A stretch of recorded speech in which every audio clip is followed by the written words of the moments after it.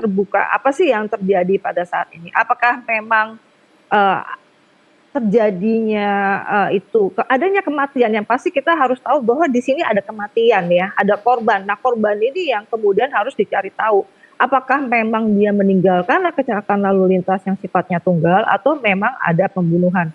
Nah, ini kita jangan lupa ya, bahwa di sini ada victim, ada korban, ada keluarga korban yang juga harus kita perhatikan ya. Bahwa Mhm. di samping hukum acara pidana itu sendiri sudah dibuat untuk melindungi para, pihak yang kemudian menjalani proses pemisahan perkara pidana. Jadi kita bukan cuma hanya melihat si tersangka, terdakwa, terpidana, tapi Mhm. kita juga harus melihat korbannya, begitu. Oke, artinya nasib dari ketujuh terpidana yang masih menjalani masa hukuman seumur hidup ini juga akan tergantung dari putusan PK Sakatatal atau seperti apa? Ya, bisa jadi seperti itu apabila memang ada alat bukti yang kemudian berkorelasi dengan Mhm.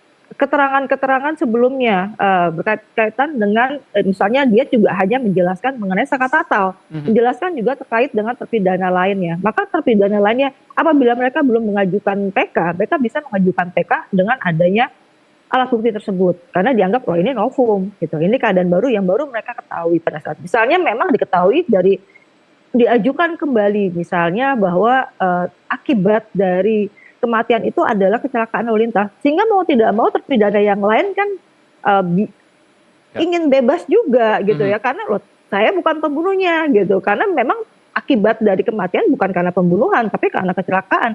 Nah, hal ini yang kemudian, pada akhirnya akan berkorelasi dengan putusan-putusan lain yang, terjadi atau telah dijatuhkan terhadap para terpidana yang lainnya, Baik, gitu. artinya putusan PK ini dapat menjadi novum nantinya ketika para terpidana akan mengajukan PK, begitu, Mbak? Bisa jadi, kita lihat bentuk alat buktinya seperti apa dan isi keterangannya seperti apa. Oke, ini saat ini kita masuk dalam pokok perkara di mana yang pada awalnya kasus Vina dan Eki diduga diputus begitu ya dengan adanya pembunuhan dan juga pemerkosaan. Namun dalam sidang PK ini membuktikan sejauh ini adanya kecelakaan lalu lintas. Dari pasal 340 yang di mana ini sempat disampaikan dari keterangan saksi kemarin, saksi fakta mereka itu tidak membenarkan ada 340, artinya adanya kecelakaan lalu lintas. Anda melihat dari Ya, ada perubahan dari skema pembunuhan berencana, kemudian ada perubahan ke kecelakaan lalu lintas ini seperti apa? kita kembali lagi, dasarnya, hakim menjatuhkan bahwa seseorang itu bersalah atau tidak bersalah, itu adalah berkaitan dengan minimal 2 alat bukti yang sah, kemudian dari situ timbul keyakinan hakim.